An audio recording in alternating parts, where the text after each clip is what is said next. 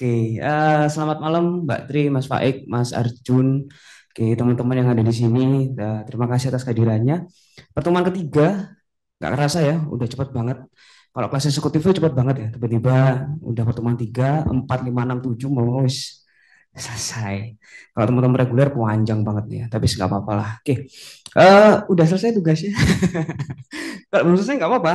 Eh, Enaknya mau kita bahas sekarang atau langsung saya kasih instruksi tugas? Karena kemarin kan belum instruksi tugas ya. Kemarin kan masih teman-teman saya minta untuk mencari brand yang pertama, lalu yang kedua mencari alasan kenapa harus membuat atau meredesain kemasan baru gitu ya. Ada beberapa yang sudah nanya tadi Mbak Ti udah nanya sebagainya. Ada beberapa yang izin secara personal tidak masuk hari ini. Eh, karena kalau misalnya kita bahas hari ini ada materi, ada beberapa materi yang harus saya sampaikan. Takutnya nggak nutut kita selesai jam 10. Materinya ada cukup banyak, ada 3 slide.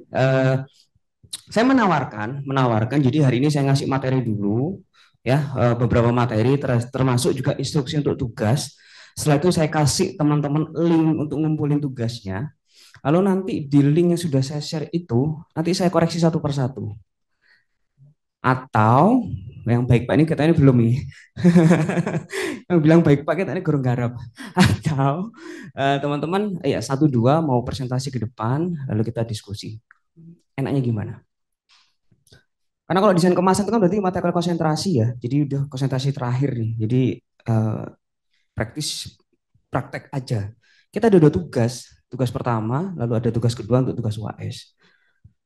Serah mau kayak gimana enaknya. Materi aja ya. Materi aja. Oke. Ya, kita ngomongin materi ya. Jadi ada gimana. Oh, bimbingan. Bimbingan apa ini? Terima kasih. Ada yang mau bimbingan apa ini, Robi? Bimbingan apa ini? Oke, jadi hari ini kita ngomong masalah eh, nih material kemasan. Boleh dicatat atau nanti kalau misalnya tidak mau catat mau diperhatikan dulu nanti akan saya share seperti biasa materinya di drive ya. Jadi nggak perlu pakai WAG langsung di drive aja supaya teman-teman juga bisa membaca.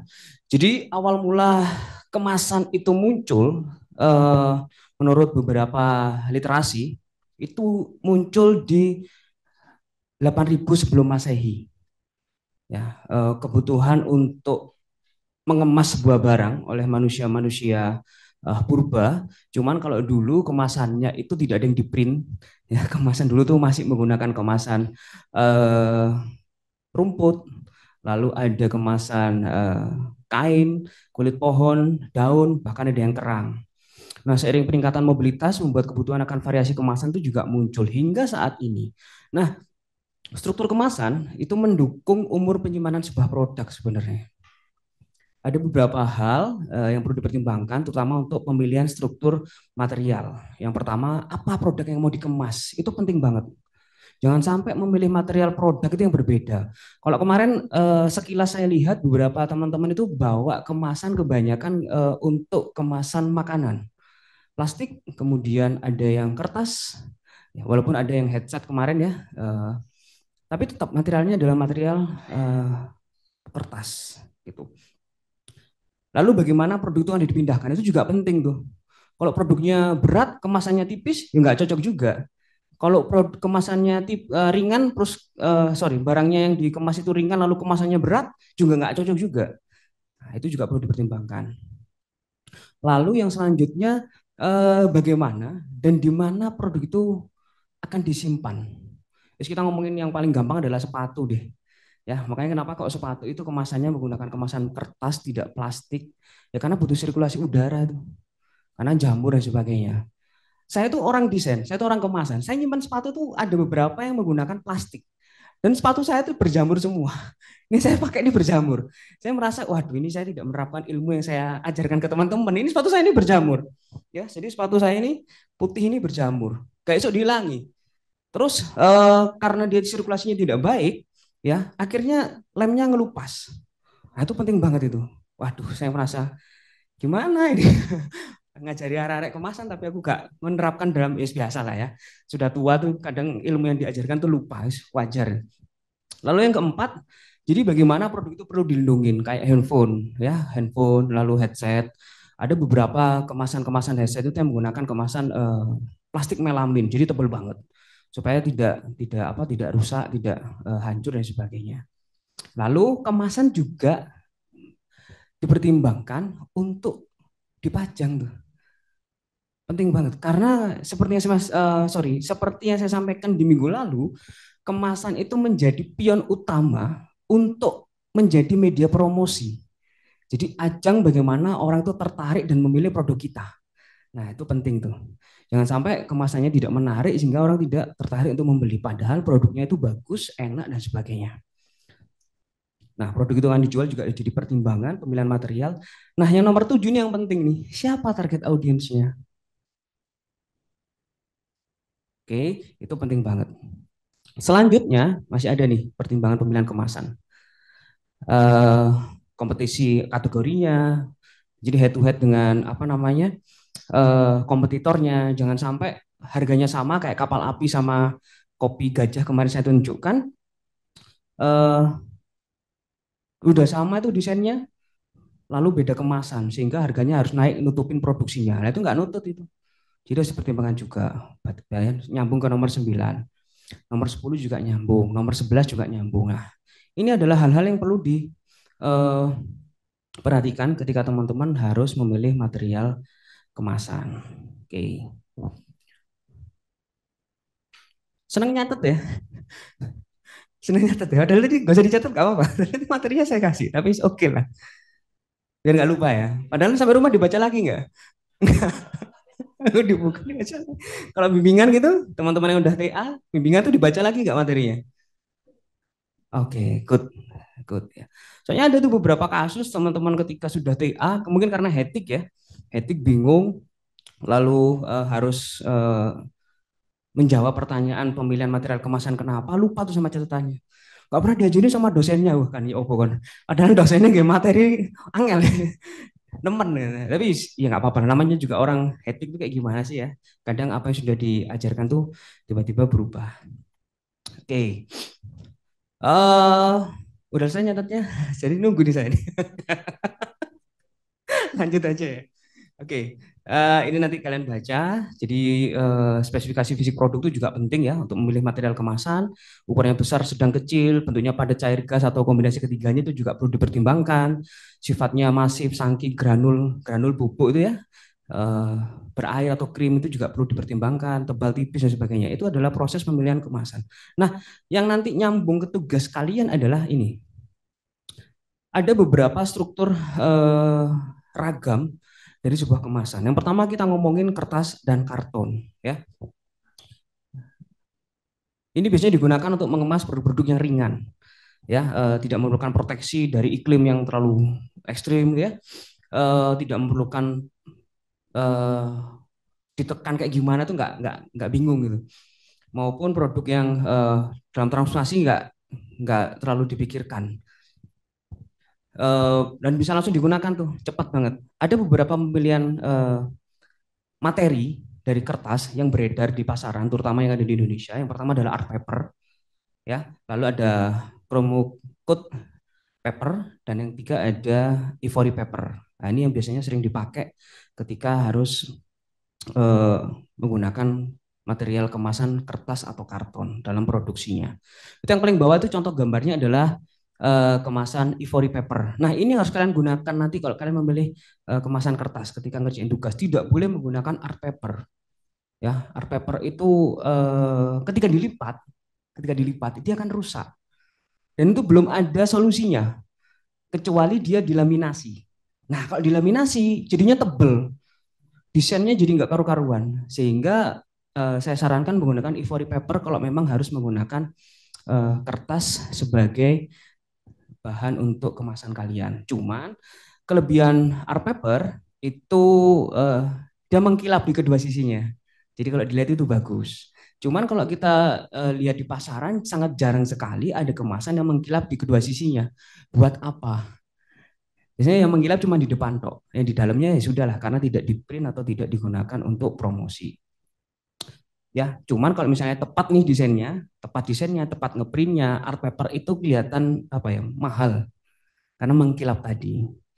Lalu ada ivory paper, ini yang bisa kalian pertimbangkan untuk memakai. Kualitasnya baik ya, permukaannya halus tapi tidak mengkilap. Itu kelebihannya. Cuman dia halus, tidak mengkilap. Beberapa yang kemarin kalian bawa itu kebanyakan menggunakan ivory paper. Tebal tipisnya ya tergantung. Yang paling tipis ada sekitar 100 gram, yang paling tebal sampai 360 gram. Tuh, lalu ada duplex dan sebagainya, kemasan karton lipat itu biasanya digunakan untuk makanan ya, dan sebagainya. Lalu material kemasan yang kedua yang bisa digunakan adalah eh, plastik kaku atau rigid plastik. Ini enaknya bentuknya tidak berubah nih. Jadi tinggal labeling aja atau tinggal ngasih stiker aja itu untuk kemasannya. Biasanya digunakan untuk produk-produk cair, produk yang penggunaannya lama, ya karena kemasannya kan tetap tidak berubah, sealnya dia rapat. Ya cuman kelemahannya adalah kita tidak bisa seluas menggunakan kertas untuk membuat media desainnya atau elemen desainnya. Ya paling di labeling aja di stiker. Kalau produksinya masif gitu ya, kayak sampo itu, sampo pun juga kebanyakan dia pakai stiker. Kalau teman-teman iseng di kamar mandi gitu ya, lagi ngapain gitu, ya, samponya dikelentekin itu bisa gitu. Bahkan sekelas apa sampo paling mahal tuh apa sih? Apa sampo paling mahal apa? Apa?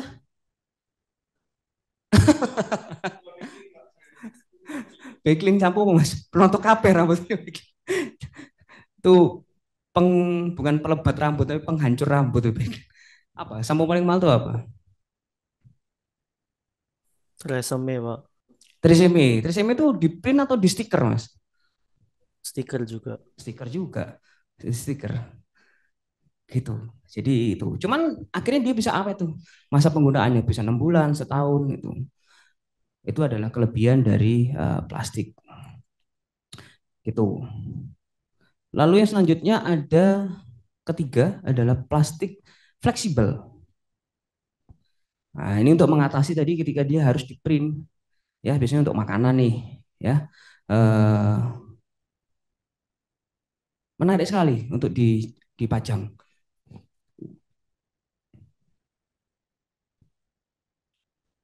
Cuman agak mahal nih produksinya. Kalau kemasan seperti ini agak mahal, harus banyak. Kalau misalkan cuma nyetak 3, 10 itu, waduh mahal banget. Mendingan di stiker aja.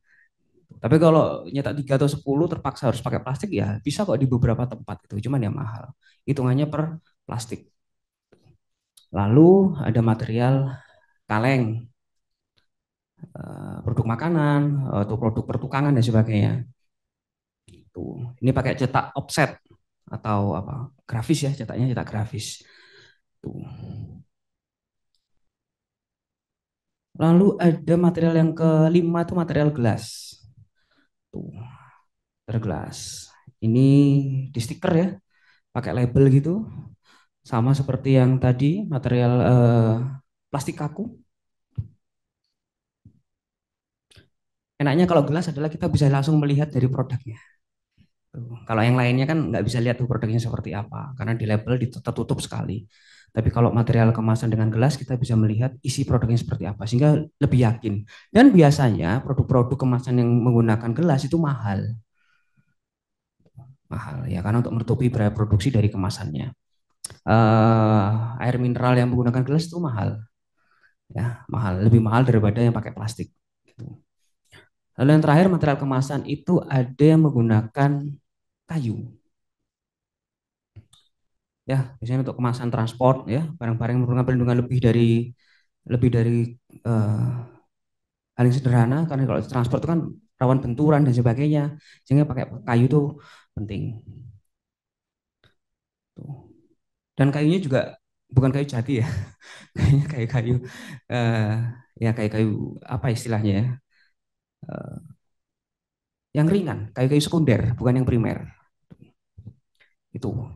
Nah, itu tadi yang perlu teman-teman pahami terkait dengan material kemasan. Nanti lebih jelasnya akan saya share atau saya bagi beberapa materi atau tambahan terkait dengan material kemasan.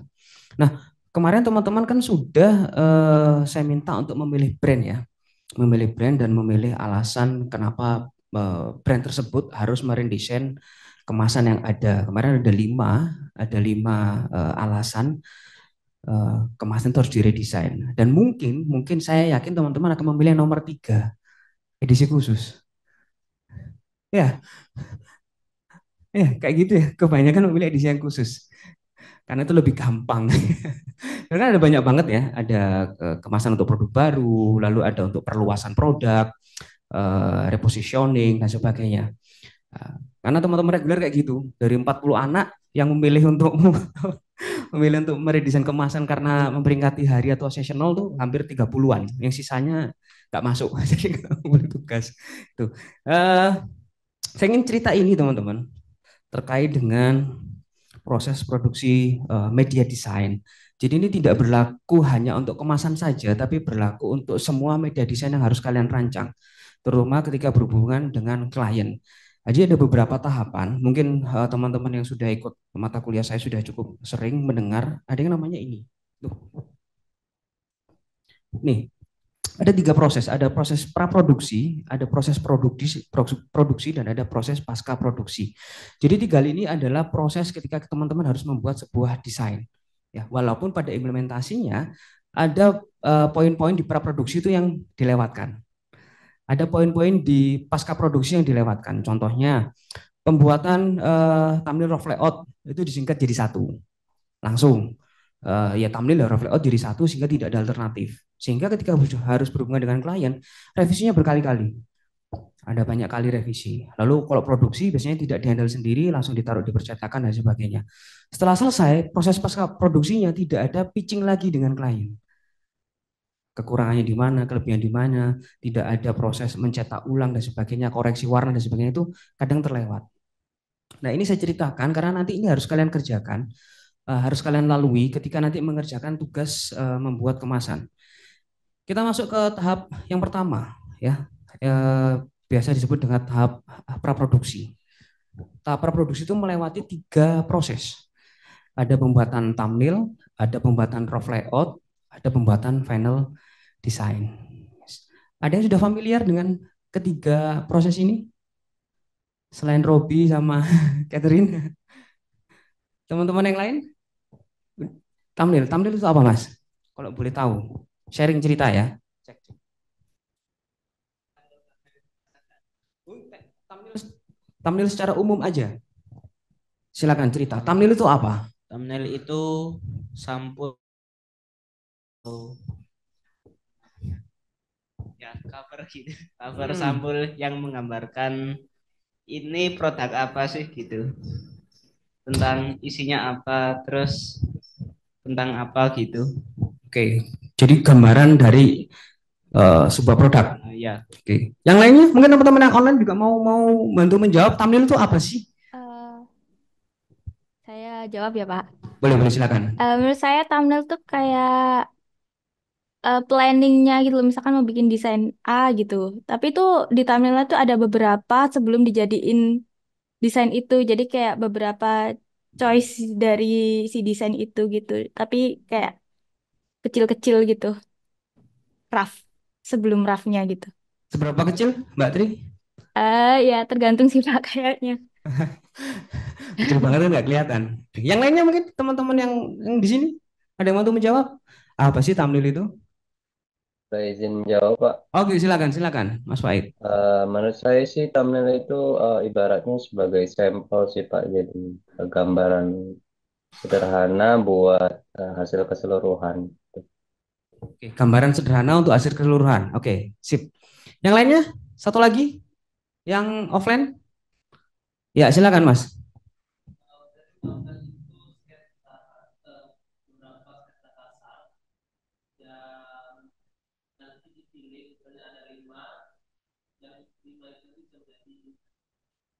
Oke, sketsa kasar. Ya. Oke, semuanya benar, nggak ada yang salah. Jadi thumbnail adalah kegiatan mengembangkan ide melalui visual yang dilakukan dengan membuat sketsa skala kasar. Ya, jadi tentu tentu ada yang namanya konsep awal dulu. Kita bercerita, kita brainstorming dengan klien, kita pitching dengan klien, lalu klien mintanya apa, kita memberikan gambaran visual dan sebagainya masih dalam bentuk tulisan dan itu dijadikan sketsa kasar. Ya, sumbernya dari mana ya? Dari riset atau brainstorming yang telah dilakukan sebelumnya oleh desainer dengan klien.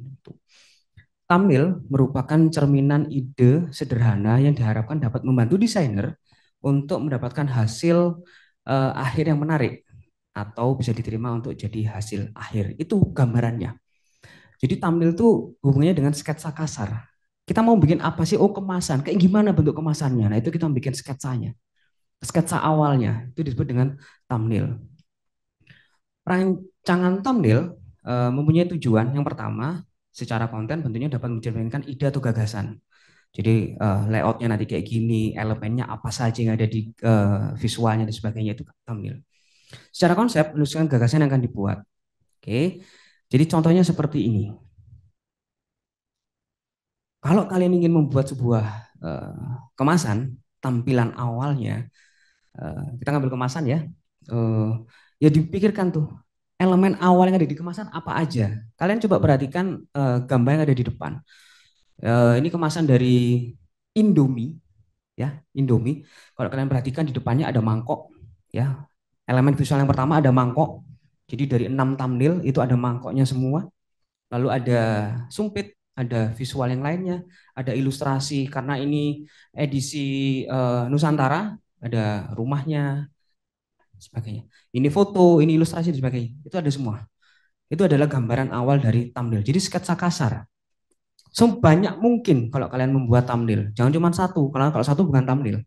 Hasil jadi. Ya 6, 8, 10 dan sebagainya. Untuk satu desain ya. Satu desain. Tuh. Jadi isi dari thumbnail, terutama untuk kemasan yang jelas ada yang namanya bentuk kemasannya seperti apa. Tata letak gambar atau visualnya seperti apa.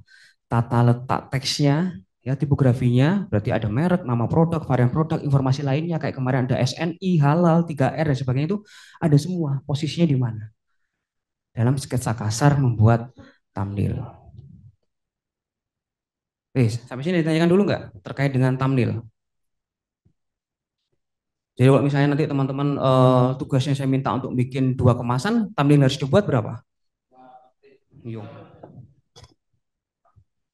Inilah ada hitung-hitungannya.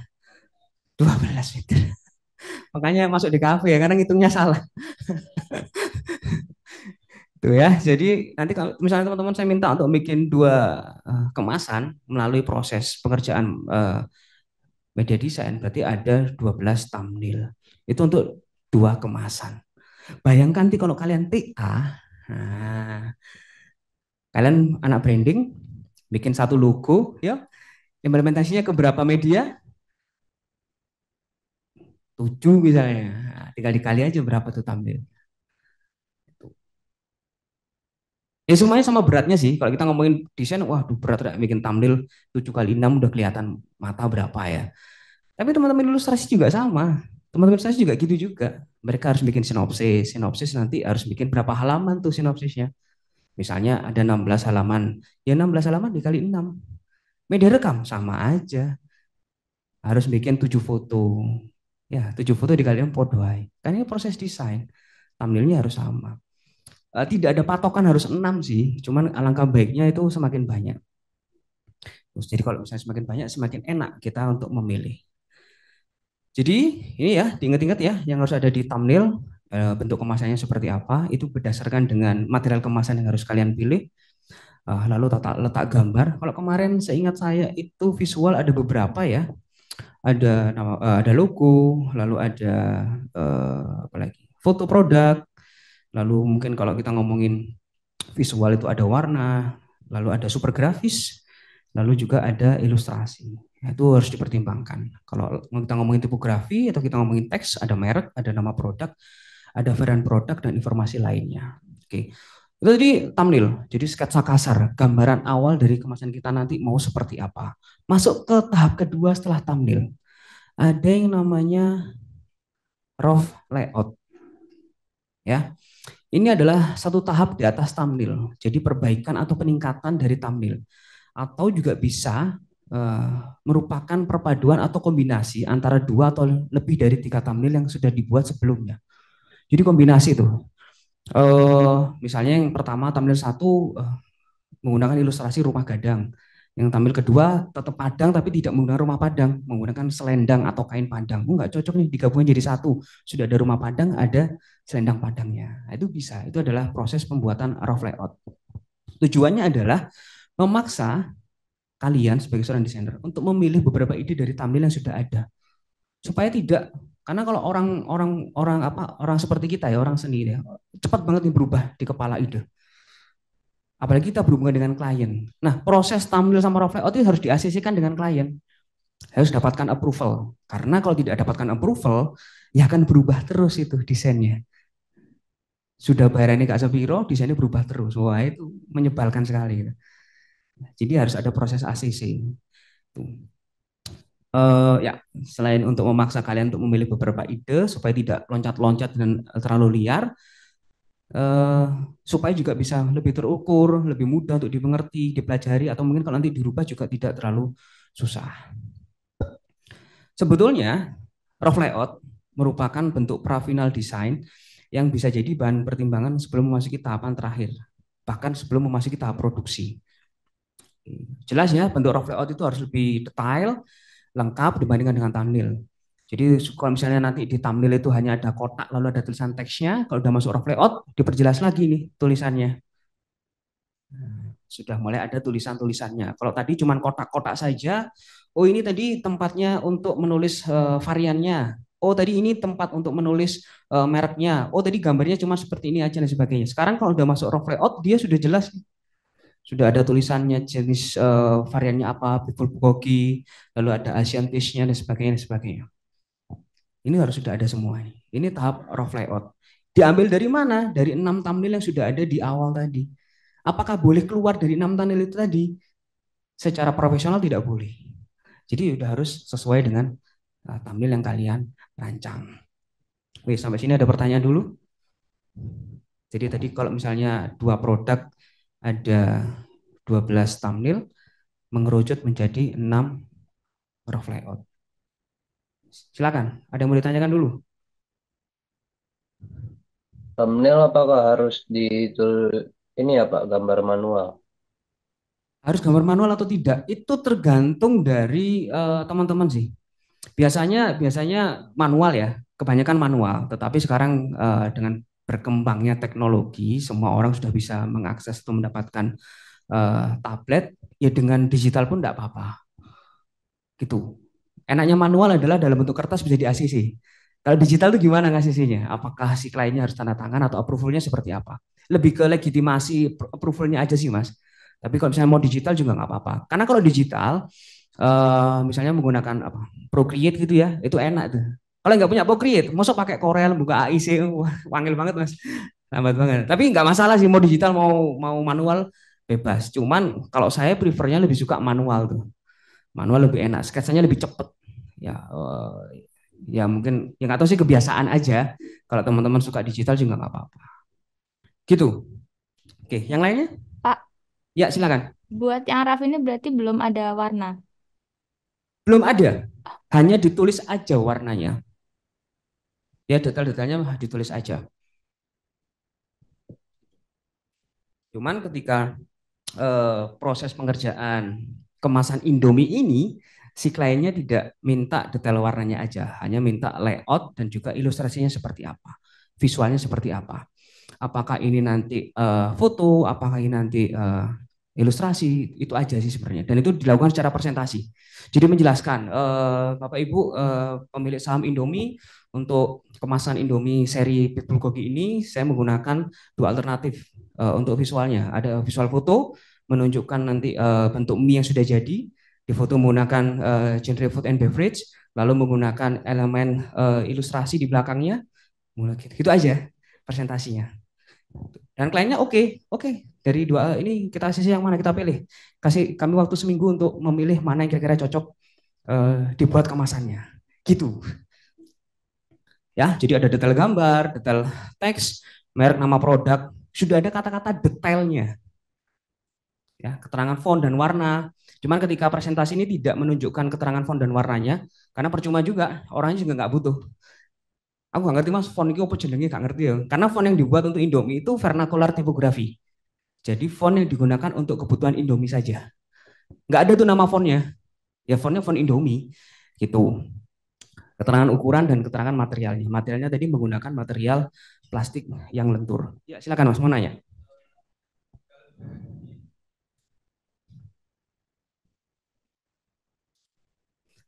Kalau yang proses Indomie ini tidak mas, karena belakangnya sama semua.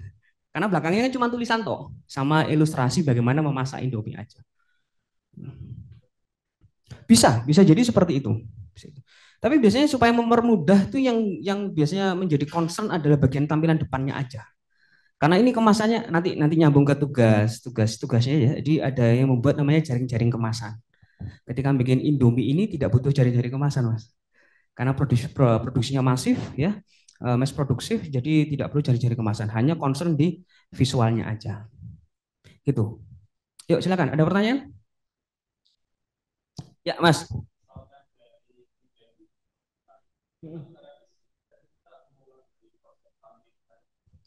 Sejauh mana revisinya itu diminta oleh klien? Ya, jadi kita flashback ya, teman-teman yang di online, kita flashback. Ini ada 3 thumbnail. Kita tawarkan dulu, kita presentasi dulu. Thumbnailnya ada 6, seperti ini, jelaskan. Nanti komposisinya kayak gini, nanti ini bidang kosong diisi. Coba kalian perhatikan bidang kosong yang ada di sini. Ya, bidang kosong. Waduh, teman-teman yang di online nggak bisa lihat nih. Ya, apa tanganku soalnya gini. Guys, juga nggak ada solusinya ya. Jadi ini bidang kosong nih, bidang kosong. Ada yang bundar, teman-teman yang online kalian lihat ya. Di gambar 1 itu ada yang bundar, di sebelahnya mangkok mie. Lalu yang di gambar 2 itu ada bidang kosong yang memanjang, di sebelahnya mangkok mie. Lalu bidang thumbnail yang ketiga itu ada, ini bisa disebut sebagai super grafisnya Indomie nggak? Bisa ya, karena ini menjadi trademarknya Indomie nih. Ini lalu ada bidang kosongnya juga. Lalu ini ada bidang kosong, ada bidang kosong. Nah, dari 6 ini nanti kita elaborasi mas, kita sampaikan ke klien. Seperti ini, oh saya suka visualnya seperti ini, tapi ininya nanti dipindah sini. Itu deal-dealan dulu itu dengan klien. Oke, deal ya, kita ketemu tiga sketsa yang akan kita patenkan, kita fixkan ke raw layout, tanda tangan. Kalau saya biasanya langsung tanda tangan, karena saya nggak mau tuh ngulang lagi ke sini. Itu menyebalkan sekali mas. Karena mikir seperti ini, walaupun hanya menata dan sebagainya, tapi kalau sudah orang desainer gue apa sih mas? Kamu kalau ngerjain animasi dulu kayak gimana?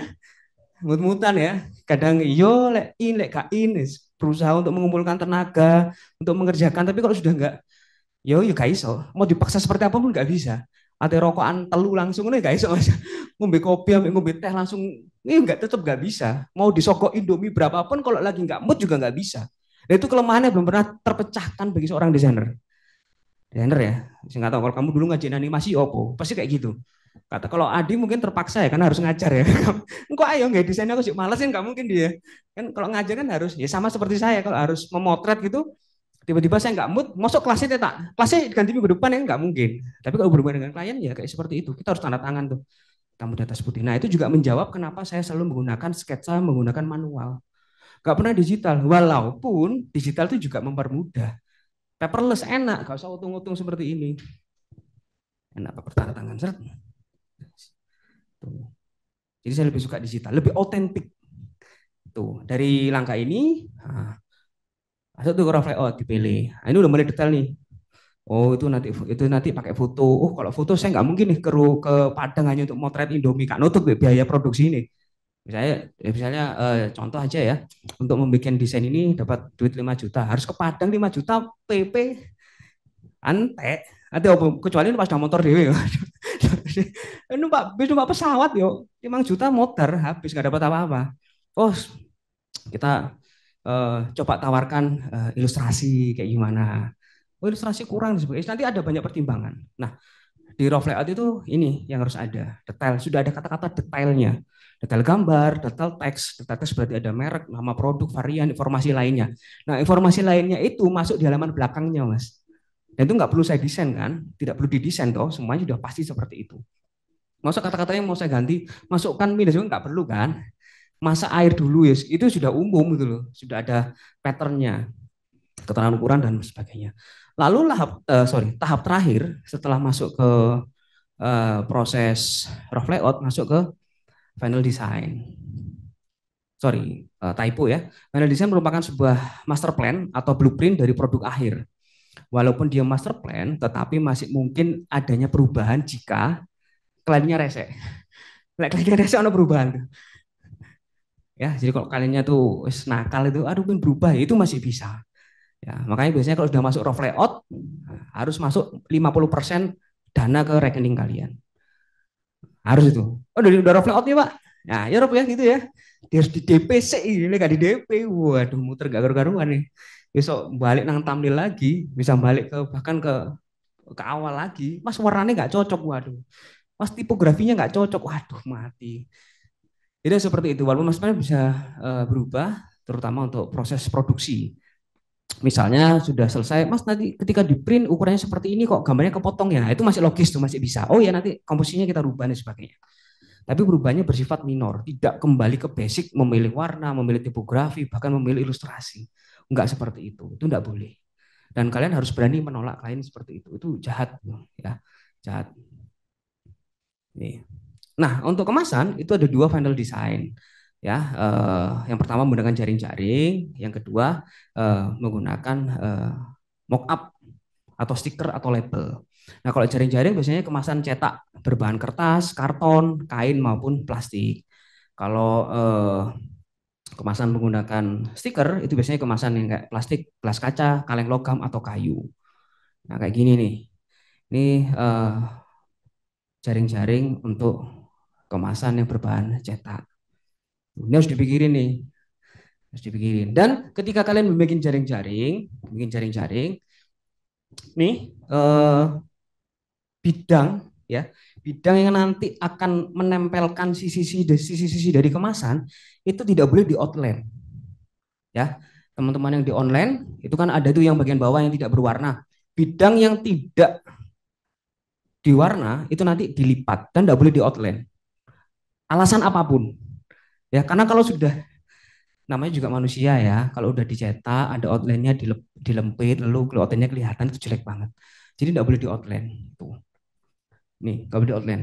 Lalu gimana cara ngepresinya? Ini ada ininya. Orang percetakan tahu lah, gitu. Dan dia nggak mungkin nyetak langsung cuttingnya seperti ini, nggak mungkin. Pasti cuttingnya dia lembaran gitu.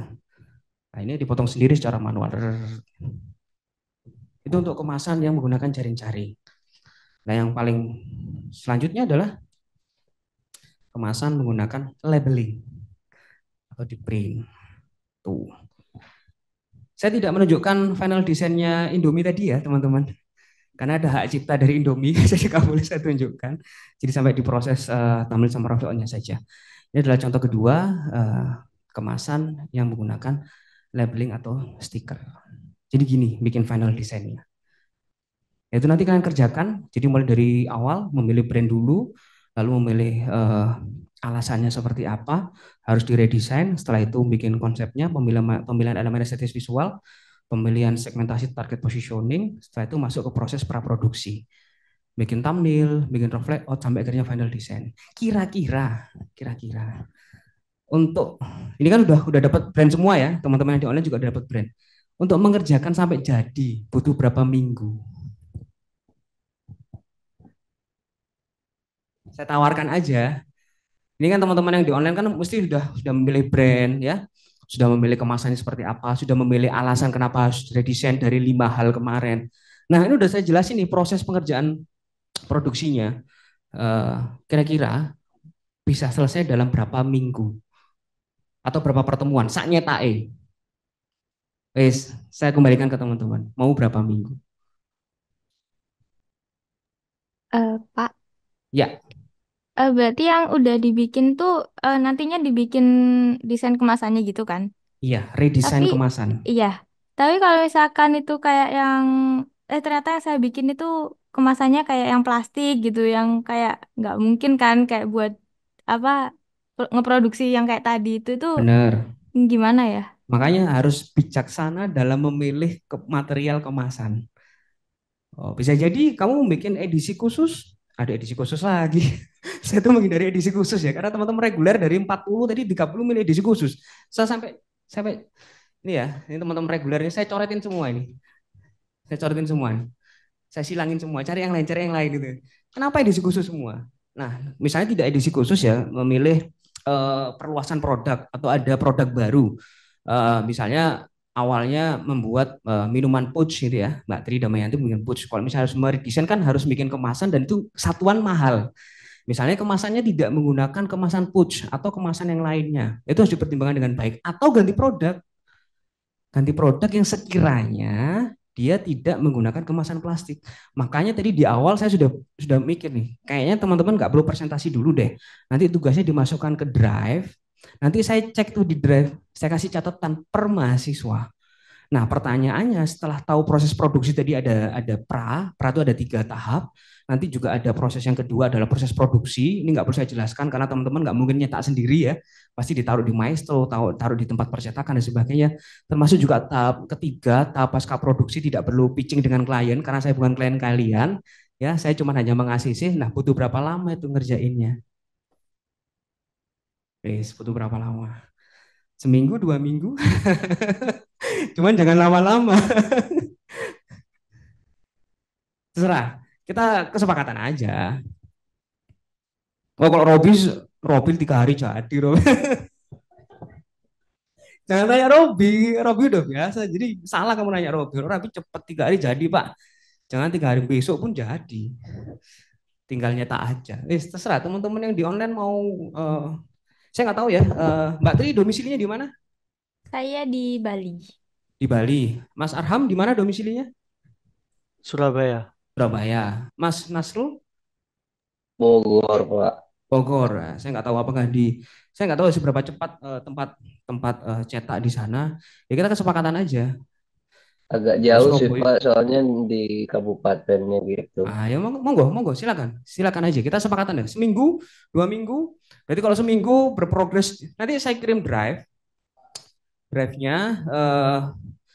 Jadi aturan di drive, teman-teman akan membuat folder masing-masing di drive yang sudah saya sediakan. Nanti setelah itu di folder tersebut kalian rename nama kalian dan semua proses pengerjaannya itu kalian upload di situ. Nah, ada beberapa catatan. Kalau misalnya konsep berarti menggunakan Word atau PPT. Kalau visual berarti menggunakan JPEG. Supaya nanti bisa saya kasih catatan. Jadi saya progres di sana. Nah, progresnya berbeda-beda tergantung dari teman-teman sendiri. Kalau kalian rajin ngerjainnya cepat, begitu saya revisi langsung kalian perbaikin, berarti cepat prosesnya. Tapi kalau misalnya lambat gitu, SKS dikasih waktu 2 minggu ngerjainnya ya 2 minggu lagi. Itu ada yang seperti itu ya nggak apa-apa, tapi akhirnya berbeda dengan teman-teman yang lain. Karena proses kemasan itu ada proses yang namanya cetak mencetak. Ya, walaupun kita sudah merasa presisi membuat ukuran dan sebagainya, tapi kalau udah masuk ke percetakan, kalau misalnya di Surabaya itu di Serok ya, di Serok Ahmad Yani ada, di Serok On the Mohen juga ada. Itu udah, saya juga dulu pernah kerja di percetakan. Kalau udah sore itu waktunya pulang, tiba-tiba ada klien datang, waduh, membuku gak rewel. Ya itu udah capek wis, salah ngasih prom ke bagian percetakan juga pernah. Dan itu kadang orang-orang gak mau tahu. Lu file kok ini kok Mas? Lah, gimana sih? Itu kadang dilempit mencelek KB. Belum kesalahan pribadi, sudah dicetak, udah bener, udah rapi, dipotong ke gunting. Ush. Kesalahan yang kedua dilem, ya gak sabaran ngelime, meletot KB, kelet KB di tangan, desainnya rusak. Iya pernah. Monggo, mau berapa minggu? Saya manut aja. Wah, 3 minggu. Gak UAS berarti 3 minggu. 2 minggu. 2 minggu ya. Cukup 2 minggu? Seril dari tadi Mbak udah datang. Nggak tahu ya. Saya juga nggak tahu, tiba-tiba duduk gitu. 2 minggu berarti pertemuan ke-5 jadi. Begitu. Fix teman-teman yang di online? Sekarang pertemuan 3 ya? 3, 4, 5. 5 jadi berarti. Sekarang ketiga Mas. Kalau ke-6 berarti 3 minggu lah. 3 minggu. Berarti UAS-nya cuma 2 minggu berarti ya. Nanti UAS ada satu tugas lagi, ya, ada satu tugas lagi, gitu. 2 minggu. Teman-teman yang di online gimana? 2 minggu cukup? Iya, Handi boleh, Pak. online terus apa offline?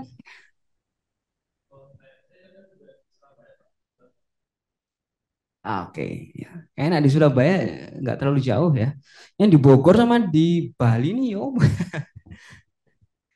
Gimana, Mas Faid sama Mbak Tri? Saya juga masih nggak tahu nih gimana nanti ngecek kemasannya nih. Apakah dibuat videonya kamu tunjukkan gitu?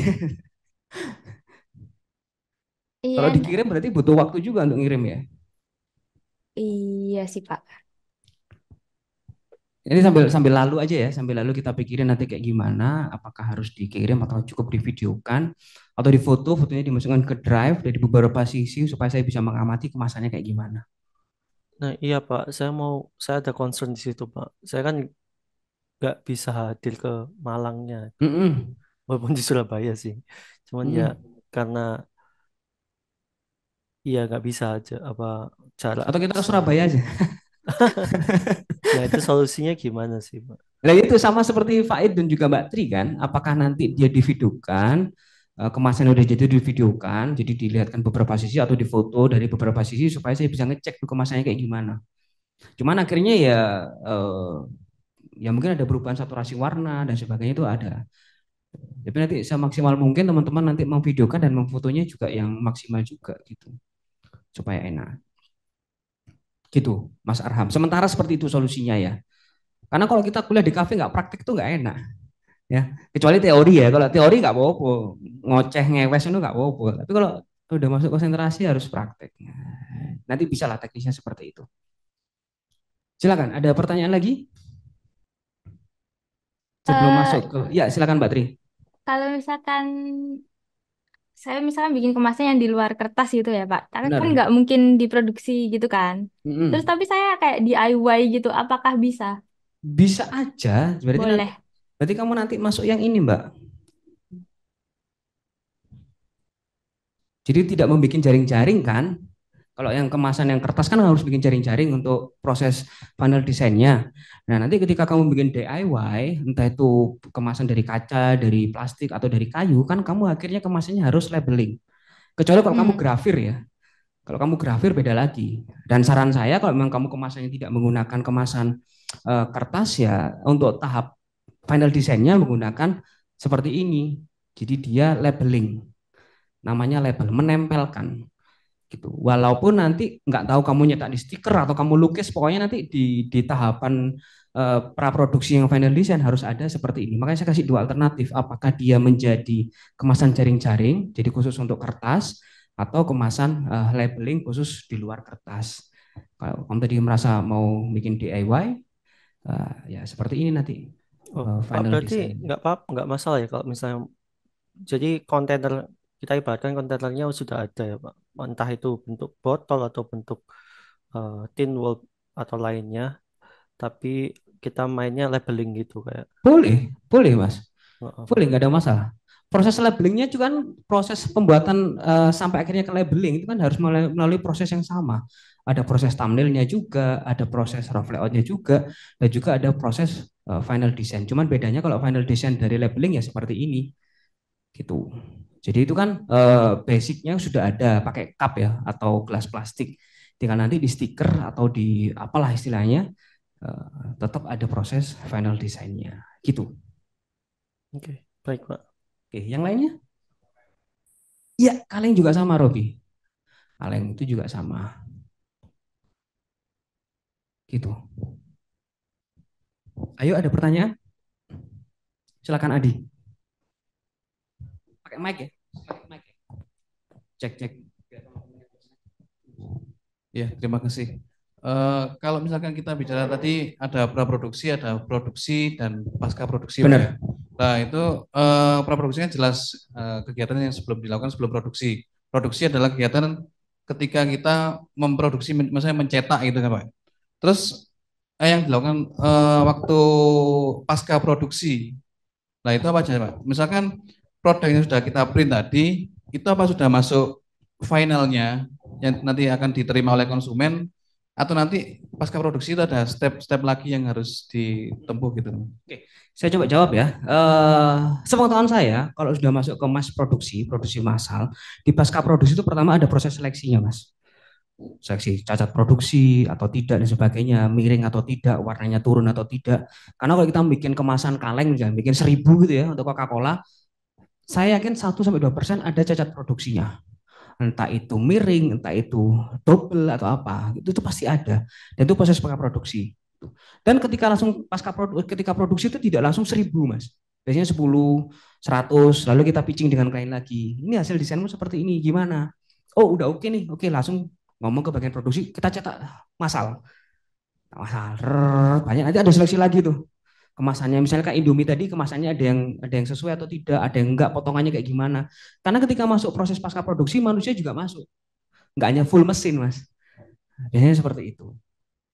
Berarti kalau untuk produksi itu misalkan sampel aja gitu Pak ya? Ya, sampling. Sampling, terus untuk pasca produksinya baru produksi banyak. Massal. Oh, seperti itu. Tuh, bisa jadi seperti itu. Itu kalau kita ngomongin kemasan ya.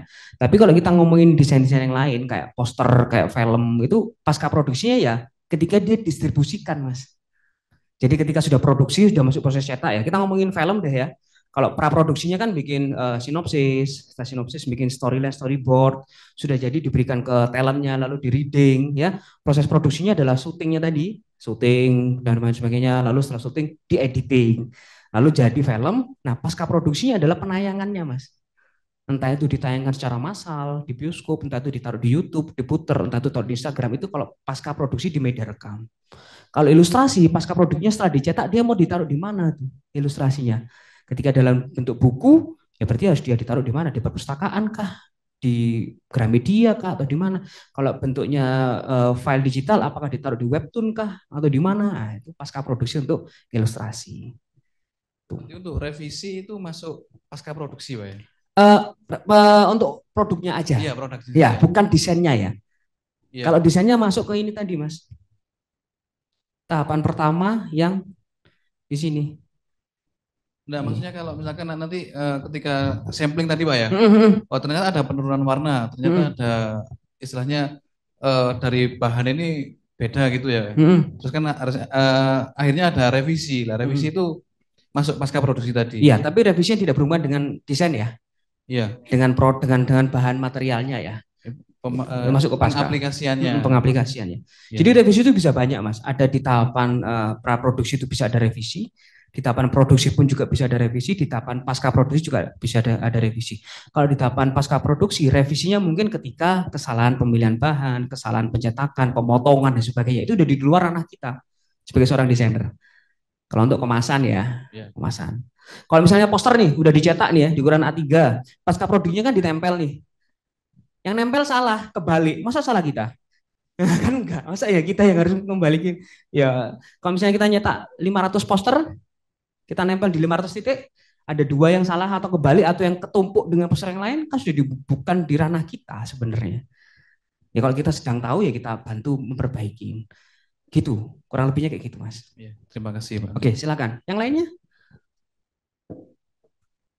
Adakah pertanyaan? Jadi fix ya tugasnya untuk 2 minggu ya? Fix ya, oke. Itu tadi tahapan final design. Jadi ada 2, kalau misalnya kalian bikin dari awal, ya saya berharap di mix ya, nggak semuanya labeling, tapi juga ada yang mencoba untuk menggunakan kemasan kertas, pakai ivory. Coba deh, menyenangkan kok, bikin kemasan tuh menyenangkan. Kalian belajar, oh itu hitungan lagi, matematikanya ditarik. Oh ya, kemasan sak ini foto enggak. Jadi kalau kalian ngomong belajar desain tuh enggak ada hitung-hitungannya, salah. Ada. Fotografi pun juga sama. Kita ngitung segitiga exposure tuh ada aturannya, ada seperberapa cahayanya kayak gini tuh ada. Gitu. Itu tahapannya ya. Kalau produksi tadi berhubungan dengan cetak mencetak, kalau pasca tadi diceritakan oleh Adi berhubungan dengan proses pemilihan atau seleksi dari produk yang sudah jadi. Gitu. Udah gak ada pertanyaan teman-teman yang di online? Ada Pak, ada. Oke, silakan. Jangan susah-susah ya. Kan kita upload di drive-nya itu kan Pak, kan prosesnya 2 minggu. Misalkan saya mau upload kayak thumbnail gitu, berarti nanti bapaknya ngecekin terus kayak ngasih feedbacknya gitu. Iya bener. Tapi itu nggak ada kayak misalkan thumbnail berarti deadline-nya tuh kayak 3 hari lagi atau 1 minggu lagi tuh nggak ada apa bebas gitu. Nanti kalau saya kasih deadline pusing kalian. Iya juga sih Pak. Nah, ya udah jangan, jangan. Berarti bebas ya, Bebas. submission-nya itu bebas. Ya, yang penting 2 minggu dan ketika kalian submission kabarin saya di grup. Pak, saya sudah, itu nanti saya cek. Gitu. Kalau saya kasih deadline, berarti kan saya juga harus mendeadline untuk merevisi tugas kalian. Saya nggak mau terjebak pada deadline yang saya buat. Jadi, 2 minggu lah. Ya, jadi teman-teman mau ngerjain semalam boleh, mau berproses selama 2 minggu juga boleh. Yang penting 2 minggu selesai. Gitu, ya. Nggak perlu deadline, Mbak. Jangan, jangan, jangan ngajak saya untuk berdeadline ya. Jangan. Oke. Sudah nggak ada pertanyaan? Oke, silakan Hendy. Oh ya, itu untuk kan ada proses thumbnailing, rough layout, terus dan sebagainya. Apakah nunggu approval dulu untuk tahapan selanjutnya? Misalnya dari thumbnail terus ke rough layout seperti itu? Kalau thumbnail ke rough layout tidak perlu ada approval. Kalau bikin thumbnailnya nggak perlu ada approval ya. Kalau bikin rough layoutnya ada approval, karena saya harus ngecek thumbnailnya dulu. Yang jelas nanti ketika kalian bikin elemen estetis visual itu kan sudah harus ada tuh thumbnailnya. Nah, ketika bikin thumbnail dan layoutnya saya nggak perlu ngecek. Tapi kalau sudah oke, mau ke proses rough layout saya cek dulu nih. Jangan-jangan ngaco nih, tidak beranjak pada 6 thumbnail yang sudah kalian buat. Nah, kalau seperti itu kan aneh akhirnya. Jadi kalau thumbnail ke rough layout perlu saya cek, perlu approval. Ya, termasuk juga pemilihan brand itu nanti sesuai dengan harinya atau enggak kalau misalnya kalian memilih yang nomor 3 atau yang lainnya. Itu nanti di approval. Ya, juga termasuk pemilihan material kemasan nanti ya nanti saya cek logis apa enggak gitu. Wes, silakan ada pertanyaan lagi? Konsultasi secara apa ini? Maksudnya konsultasi kayak gimana? Di luar upload karya, upload tugas atau kayak gimana?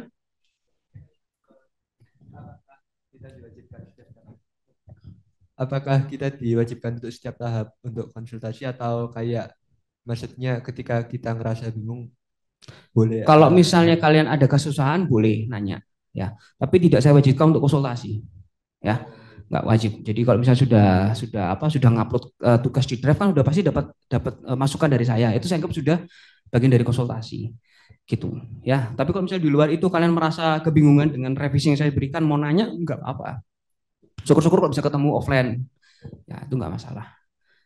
Oke, yuk ada lagi yang mau ditanyakan sebelum masuk ke instruksi tugasnya? Nggak ada. Ini enaknya proses redesainnya itu saya tentukan atau kalian milih sendiri dari kelima yang sudah saya berikan kemarin. Yang pertama kemarin redesign dibutuhkan ketika ada produk baru. Ya. Yang kedua, redesign diperlukan ketika ada perluasan produk. Yang misalnya buah vita yang awalnya untuk buah-buahan tapi muncul untuk sayuran, lalu Garnier ada yang untuk perempuan tiba-tiba muncul untuk laki-laki, ataukah kemasan promosi khusus. Ya. Atau yang keempat karena adanya persaingan kayak Oreo, Rodeo, Goryeo dan sebagainya. Atau yang kelima ada perubahan positioning yang awalnya contohnya kemarin sabun untuk pemutih tiba-tiba sabun untuk cuci baju. Atau saya tentukan saja supaya lebih enak. Tentukan sendiri. Yakin? Sendiri tapi approval nggak sih Pak? Ya. Kalau approval mendingan saya tentukan dong. Karena ya saya menawarkan sih kalau misalnya mau sendiri juga nggak apa-apa, fleksibel aja. Eh, jadi di instruksi tugasnya ini saya tunjukkan ya. Saya tadi sore itu membuat seperti ini ya. Jadi saya minta teman-teman untuk membuat 2 kemasan untuk produk yang sama dari merek yang sudah ada di pasaran. Jadi produknya nggak boleh produk imajiner. Jadi harus menggunakan produk yang sudah ada di pasaran. Nah, pembuatan kemasan ini berdasarkan yang nomor 2, adanya varian baru dari produk yang sudah ada, sehingga dia memerlukan kemasan tambahan karena ada varian baru yang berbeda. Itu awalnya saya buat seperti ini, Mbak Tri. Tapi kalau teman-teman tidak setuju dan mau membuat alasan sendiri, ya nggak apa-apa. Ya monggo, saya silakan. Tapi tetap bikin 2 kemasan.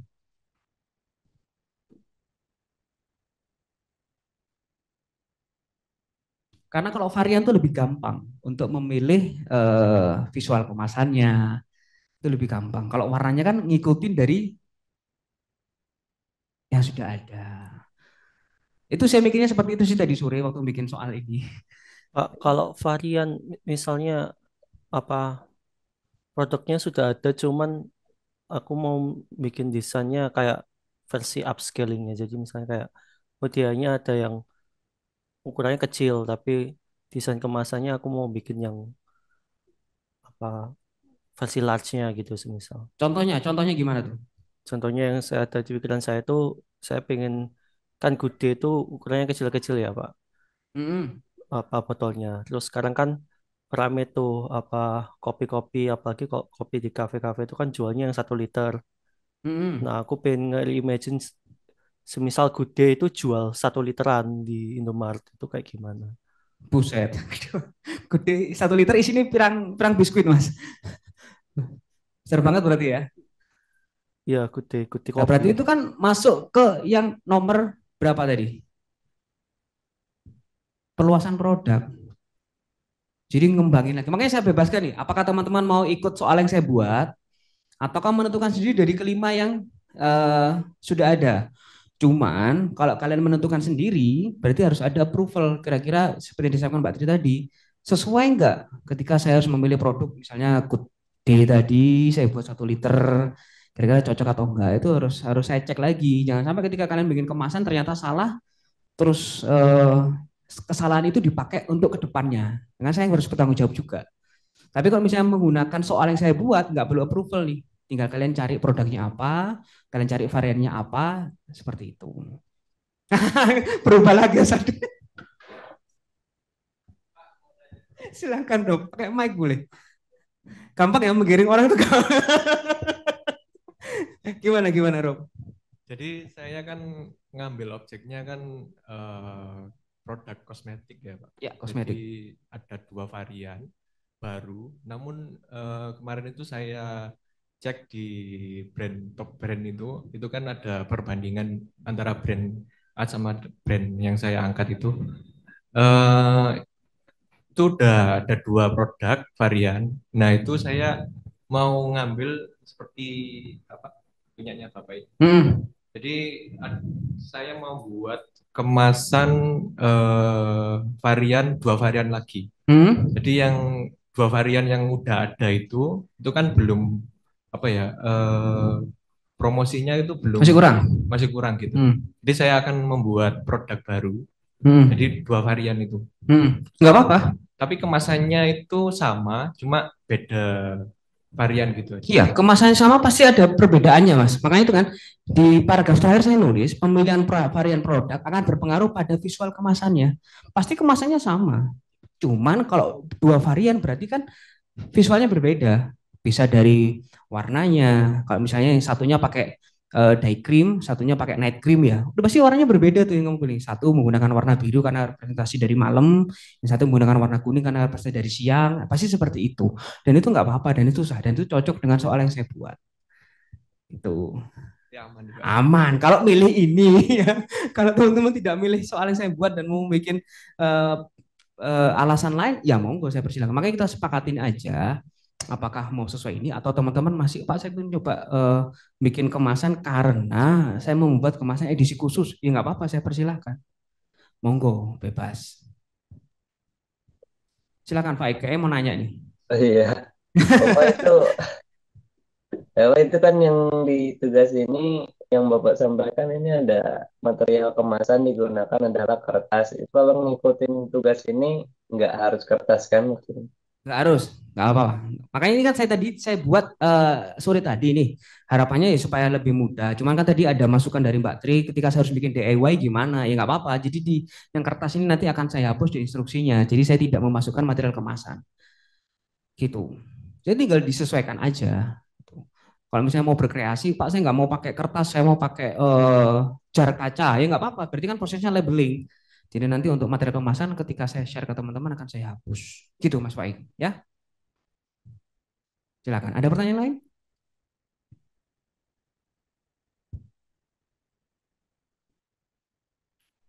Wis, mau yang mana nih? Mau soalnya ngikut ini atau tetap milih sendiri? Samina watokna ya.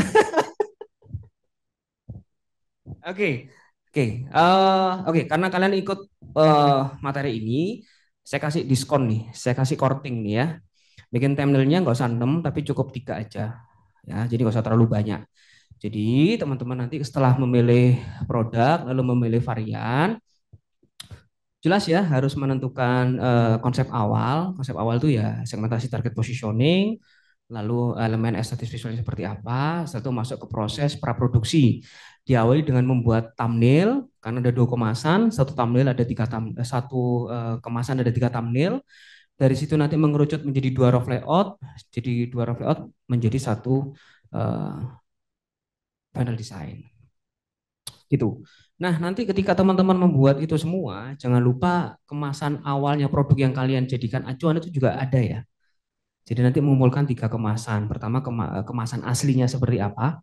Contohnya kalau good day tadi kemasan good day-nya seperti apa aslinya. Lalu 2 kemasan varian baru yang kalian rancang.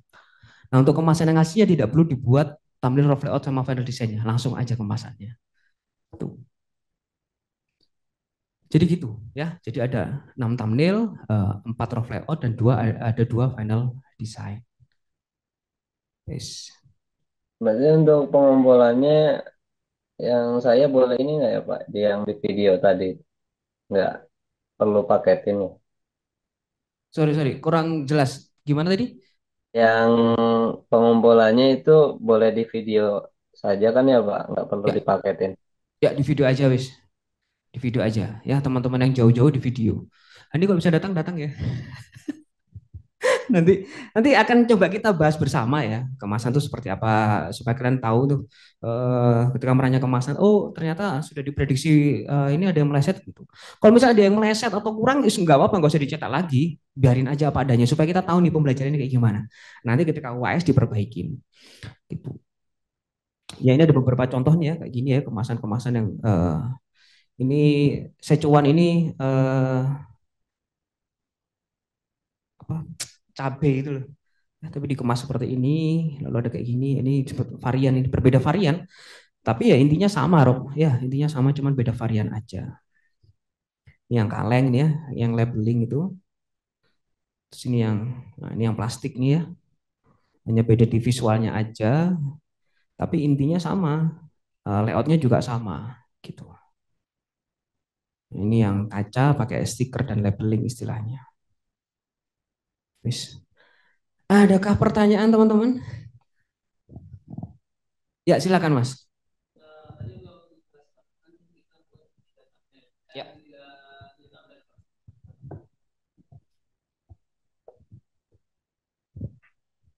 Terus untuk yang tugas ini kan kita membuat 3 thumbnail, Pak. Benar. Nah, setelah kita membuat 3 thumbnail tuh kita kirim ke Drive. Benar. Itu yang menentukan 2 rock layout itu dari Bapak atau kita sendiri? Oh, Anda sendiri dong. Anda sendiri. Berarti tetap kita yang milih ya, Pak? Iya dong. Nah nanti dari rough layoutnya itu saya cek ke thumbnailnya. Oh rough layout 1 ternyata nggak ada nih di thumbnailnya. Tidak ngikutin thumbnail 1, 2, 3. Nah itu baru saya suruh merevisi. Oh ternyata di rough layout 2 dia apa ya, memadukan thumbnail 1 dan thumbnail 2. Itu juga oke. Tuh. Nah pemilihan thumbnail itu kalian sendiri, bukan saya. Nah baru di proses rough layoutnya saya akan sedikit cerewet di situ. Ya, Oh, baik. saya kasih catatan, saya suruh seperti itu. Berarti Gitu. sampai final desain itu kita juga yang milih, Pak? Ya, begitu ya. Baik, Pak. Karena dari 2 rough layout itu kan kalian jadikan satu final design. Iya. Nah itu nanti yang kalian sendiri yang milih. Sampai akhirnya divisualisasikan jadi kemasan. Itu kalian sendiri yang milih. Oke? Oke. Kalau konsultasi saya yang milih berarti saya yang bikin desainnya. Yuk, yang lainnya silakan. Ya, Mas silakan.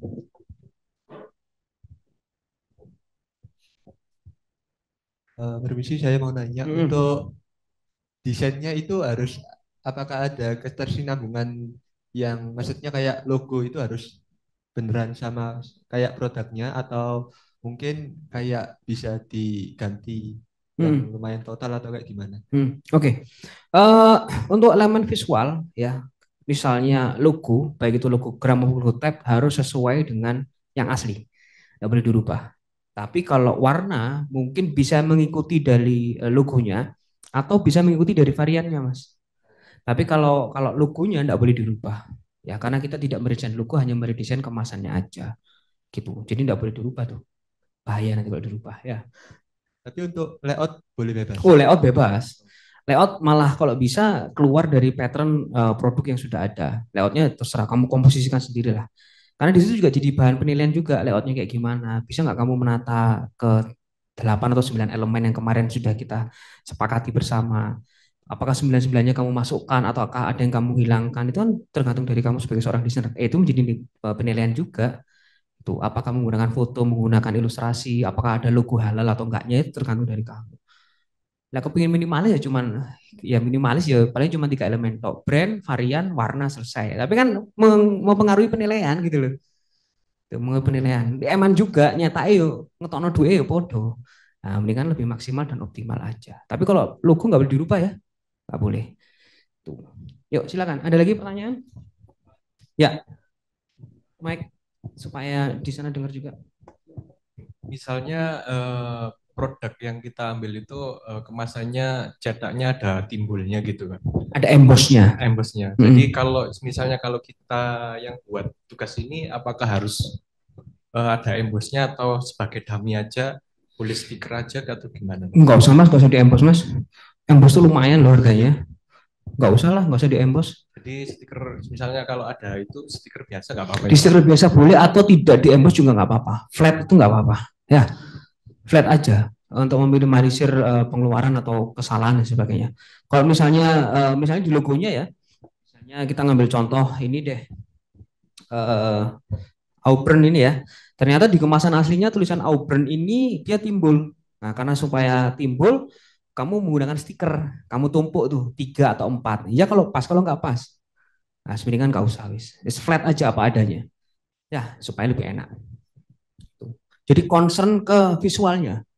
Ya, kalau masalah cetak mencatat teknisnya nanti ya diperbaiki waktu UAS nggak apa-apa. Gitu. Ya, silakan ada pertanyaan lagi? Adi?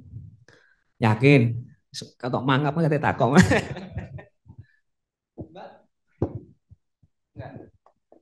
Nyambung nggak dari ini? Nyambung ya. Yuk silakan. Mumpung ada waktu kita bisa ngobrol. Teman-teman yang online mungkin ada yang mau ditambahkan pertanyaannya. Mbak Tri silakan. Iya Pak, saya kan pernah lihat suatu produk gitu ya, kemasannya dia tuh kayak sebenarnya tuh, jadi dia tuh ngeluarin produk baru yang segmennya tuh beda kayak buat tin gitu kan. Terus tuh font dia tuh jadi nggak ada logonya tapi pakai tulisan font gitu kan. Apanya tuh, maksudnya logonya tuh tulisan gitu loh. Tapi pas di yang kemasan yang buat itu segmen yang baru itu fontnya tuh beda gitu loh. Jadi kayak itu sebenarnya permen pagoda tuh loh Pak, permen pagoda yang lama. Itu dia itu bikin Pagoda yang kayak, Pastiles tuh ya. ya, dia bikin versi yang kayak buat tin gitu. Jadi tuh dibikin kayak lucu gitu loh. Apa font pagodanya tuh beda gitu loh. Kalau gitu apakah tidak boleh atau masih nggak apa-apa? Ini yang jawabnya adiknya Pak Yogi nih. Ayo, Rob. Masalah brand ini. Ayo, mau bantu jawab nggak, Rob? Gak apa-apa, Kas. Mungkin kalau dari varian yang udah ada, mungkin kalau dibedakan itu masuknya ke edisi tertentu ya, edisi khusus. Jadi kalau yang di tugas ini mungkin bakalan beda. Jadi kayak ini bakalan merubah konsistensi dari brand itu sendiri. Udah. Yang lainnya ada yang bantu menjawab? Handi mau bantu menjawab mungkin?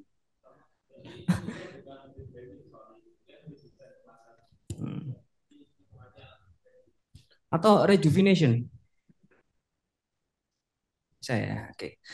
Oke, kalau kita ngomongin kiblat dari brand itu banyak banget ya. Ada yang ngomong itu adalah sebagian dari redesign atau ngomong itu bagian dari rebranding. Tapi kalau rebranding itu berarti kan merubah ke semuanya.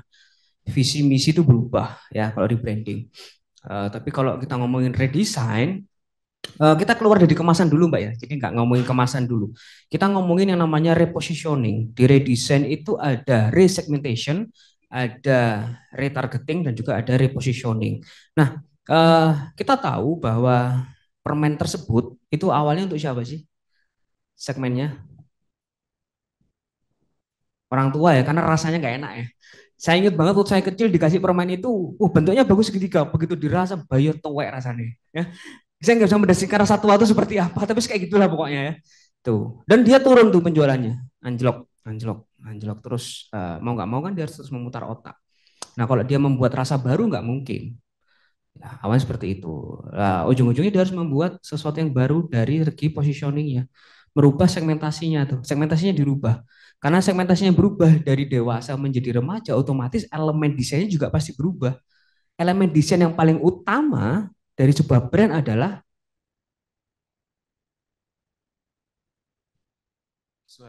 elemen desain atau visual yang paling utama dari sebuah brand adalah logo. Jadi mungkin awalnya Pastilles itu bikin dua logo. Logo kombinasi, baik itu logo gram maupun logo type, tetapi yang digunakan untuk pemasarannya itu yang logo type awalnya. Lalu ketika berubah, dia menggunakan logo gram saja. Dan itu ngaruh ke semuanya. Karena pada dasarnya ketika kita membuat sebuah elemen utama dari logo, itu implementasinya kemana-mana. Ke media desain yang lainnya, informasi, promosi, termasuk juga kemasan. Nah, kemungkinan kemasannya akan ngikutin tuh. Ada penyegaran. Kenapa? Karena itu tadi positioningnya berubah.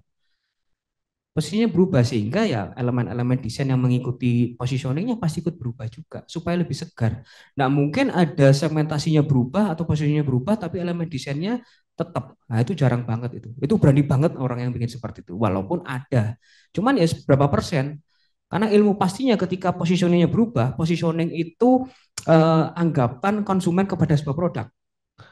Kalau anggapannya, kalau segmentasinya berbeda, otomatis positioning juga pasti berbeda. Tanggapan McDonald's atau KFC untuk orang dewasa dan untuk anak-anak berbeda. Makanya kemasannya berbeda. Gitu. Jadi kalau kita ngomongin apa tadi permen apa? Pagoda Pagoda ya. Pastilles. Nah, dulu dia segmennya untuk orang dewasa sehingga warna-warna yang digunakan ya warna-warna yang kaku, warna-warna yang apa istilahnya dia?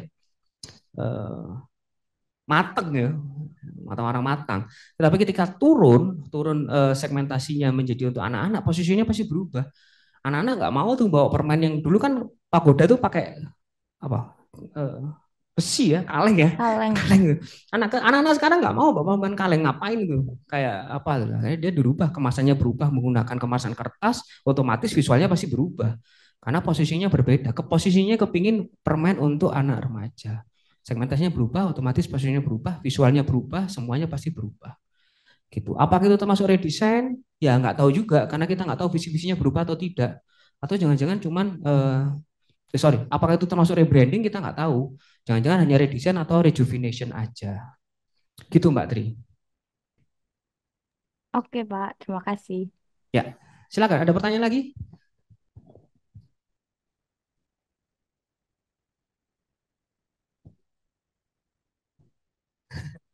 Krik, krik, krik. Hah? Cukup? Kok cukup?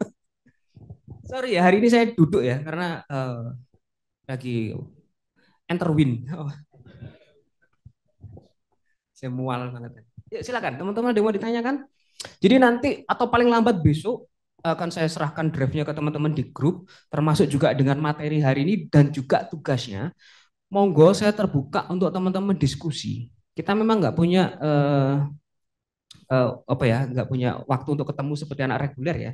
Tapi dengan adanya WA group, saya sarankan teman-teman ketika hubungin saya pakai WA group ya. Jadi jangan WA pribadi. Kalau WA pribadi itu karena apa ya? Posisi saya sekarang berubah ya.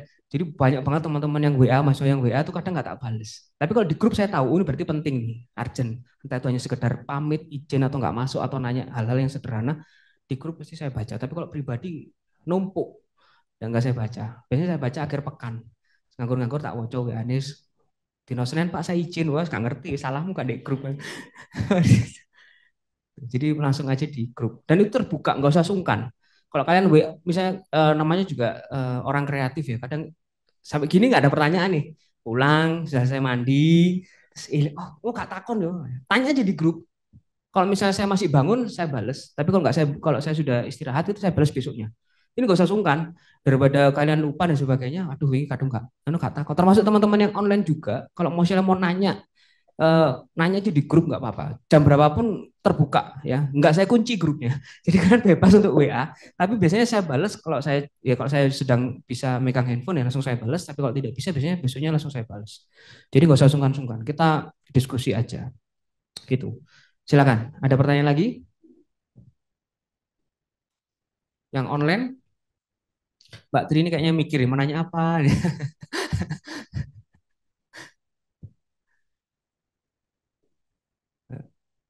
Itu kan masih mikir kan?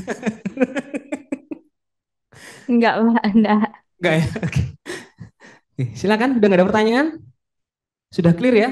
Termasuk juga dengan tugas-tugasnya. Nanti ada beberapa materi yang akan saya perbaikin, termasuk juga dari Faid terkait dengan kemasan yang harus dicetak dan sebagainya. Nanti saya perbaikin, saya hapus semuanya. Saya masih terbuka kalau teman-teman mau mengikuti soal dari saya boleh. Kalau misalnya punya alasan lain tidak memilih soal dari saya juga nggak apa-apa. Yang jelas tugasnya bikin 2 kemasan, entah itu untuk perluasan, entah itu untuk edisi khusus, entah itu untuk apapun itu, 1 kemasan dibuat 3 thumbnail, 2 rough layout, dan 1 final design. Ya, usahakan nanti ketika ngupload di drive jangan terlalu gede filenya. Wah, aku nggawe desain ilustrasi gede ukurannya 20 megabyte. Wih, saya buka susah. Jadi ya standar aja. Gak usah terlalu gede, gak usah terlalu kecil juga. Tapi juga jangan dikompres terlalu kecil. 300 kilobyte. Mukanya ngeceknya piye susah. Jadi ya normal-normal aja. Lalu nanti dikasih per file itu dikasih nama. Biasakan dikasih nama kalian supaya enak. Udah, ada pertanyaan? Silakan.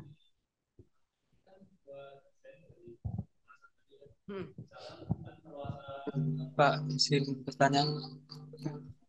Sebentar, yang offline mau nanya dulu, makanya tunggu bentar ya, Mas Arjun. Nanti gantian. Oke, saya ulang pertanyaannya. Jadi ini kan mendesain 2 kemasan baru untuk perluasan produk kan ya Pak. Misalkan nih yang mau saya angkat ini ada salah satu produk dia nggak secara eksplisit tidak fokus ke wanita atau pria. Cuma kalau secara produk dia fokusnya ke pria. Nah, untuk perluasan produknya gambaran saya nanti bisa untuk for women sama for teens. Itu udah masuk atau gimana? Udah masuk, Mas. Udah masuk. Udah masuk. Jadi udah bisa itu. Tapi lebih tepatnya itu ke reposisi. Reposisi. Nggak apa-apa, nggak masalah. Jadi variannya kalau misalnya kamu ngikutin soal saya kan varian tuh, tetap untuk formen. Ya. Tapi kalau misalnya kamu membuat varian baru untuk perempuan dan juga untuk anak-anak atau teenager berarti reposisi nggak apa-apa, sama aja sebenarnya. Boleh itu. Ya. Oke, nah, Mas Arjun, silahkan. Untuk grupnya itu bisa linknya dikirimkan ke sini atau gimana Pak? Soalnya saya belum masuk ya. Oke, belum masuk ya. Teman-teman dapat link grup dari mana ya? Dari BAA. Oke.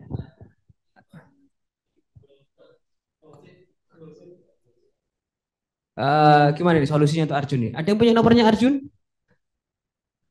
Atau Arjun nanti ngechat saya ya, Mas Arjun nanti WA saya.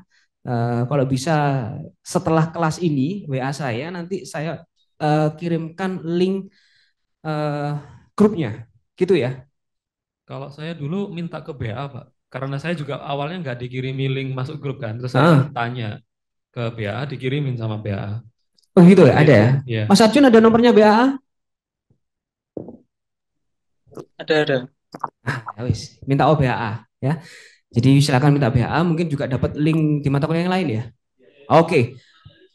Oke, nanti Arjun lebih enaknya minta ke BA supaya juga dapat link grup dari mata kuliah yang ditempuh di semester ini.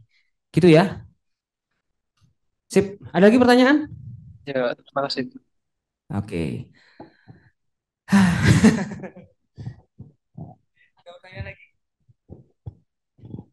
Pak. Ya, silakan Mbak Tri. Ini saya mau ngelanjutin pertanyaannya Mas Han tadi. Kan berarti kalau misalkan variannya tuh beda, misalkan kayak buat teenage gitu kan, itu berarti nggak apa-apa itu masih masuk ke tugas yang kategori ini, tapi selama apa maksudnya nggak sampai ngerubah logonya gitu. Iya, nggak boleh merubah logo, Mbak. Tidak boleh merubah logo karena kita tidak redesign logo. Ya, ini bukan mata kuliah rebranding, jadi nggak boleh meredesain logo. Yang dirubah ya variannya aja. Varian itu bisa berarti penggunaannya masih tetap. Kita contoh tadi ya, yang Mas Handi tadi produknya tetap untuk laki-laki, cuman variannya berbeda. Case-nya dia produk apa, Mas? Kalau boleh tahu? Produk parfum, Bapak. Parfum, oke. Parfum yang pertama kali muncul dia misalnya pakai aroma sandalwood gitu ya, untuk laki-laki. Lalu Mas Andi membuat kalau misalnya mengambil dari soal yang sudah saya buat, mungkin dua varian baru, lavender sama coffee misalnya, sama-sama untuk laki-lakinya itu bisa. Atau menggunakan perubahan di targetnya. Awalnya untuk laki-laki dibuat untuk perempuan. Berarti kan menggunakan varian eh, Yasmin misalnya, Jasmine ya. Nah, itu pasti itu nggak apa-apa, itu boleh. Jadi nggak masalah Mbak Tis, selama tidak merubah logonya. Kita nggak ngomongin perubahan logo. Kalau untuk teenager apa Mas parfumnya? Lebih ke aroma yang lebih Tutti frutti. Iya kan ada itu untuk anak-anak contohnya yang Ya. Kids Be Kids lah atau Iya, apa. itu nggak apa-apa Mbak. Ya, jadi monggo mau yang mana silakan aja. Tapi kalau misalnya belum yakin mau nanya lagi nggak apa-apa. Tuh, pokoknya tidak boleh merubah logo ya, tidak boleh merubah logo apapun alasannya. Logonya harus menggunakan logo yang sudah ada, baik itu logo gram, logo tab maupun logo kombinasi, gitu. Ya, oke, silakan. Ada pertanyaan lagi? Contohnya logo kombinasi itu kayak KFC itu ya, ada Colonel Sanders, ada tulisan aja. Colonel Sanders itu termasuk logo gram, lalu KFC-nya termasuk logo type. Itu mana yang mau kamu pilih? Boleh salah satu atau kedua-duanya, gitu. Yuk. Terus ngelus-ngelus kepala, aduh, gak mari-mari kelasnya. Lama banget nih kelas. Wes ya, fix ya, 2 minggu ya. Pertemuan kelima saya tagih hasil jadinya. Gitu. Ya udah, kalau teman-teman di online nanti sambil kita bahas ya, apakah bentuk video, apakah cukup foto. Nanti kita tetap diskusi di hari Rabu minggu depan, ataukah kita diskusi terpisah di grup terkait dengan pengumpulan tugas di pertemuan limanya kayak gimana. Tapi tidak usah dikirim, tidak perlu dikirim ya. Harapan saya bisa ditunjukkan melalui visual aja atau video. Gitu ya. Udah ya, nggak ada pertanyaan? Boleh saya akhiri teman-teman kelasnya? Boleh ya? Oke. Kalau gitu terima kasih atas kehadirannya. Sehat selalu. Sudah mulai pancaroba ini. Nggak jelas ya. Sehat selalu, ketemu minggu depan. Terima kasih. Selamat malam. Wassalamualaikum warahmatullahi wabarakatuh. Terima kasih teman-teman yang online. Makasih, Pak. Terima kasih, Pak.